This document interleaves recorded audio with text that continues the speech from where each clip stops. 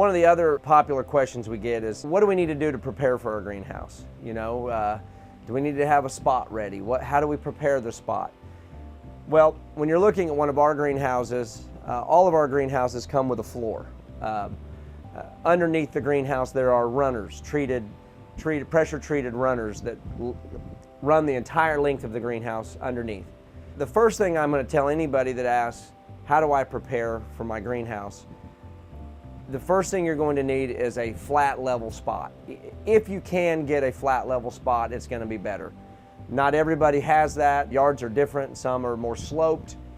Maybe you don't have the budget to spend on bringing in a bulldozer or a skid steer to flatten the spot. But if you do and if you can, then I'd highly recommend getting the ground level where you want to put the greenhouse. That would be step one. If you can't, then we have other ways that we can help level the greenhouse. When we deliver it, my drivers will all level it and make sure it's level when they leave.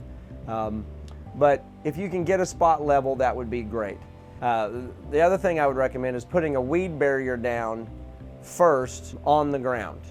And a weed barrier you can get at any hardware store, any major retail store is going to sell a weed barrier. And that's just to keep the grass and weeds from growing up. It allows the moisture to go through, but it keeps the grass and the weeds from coming up underneath your greenhouse.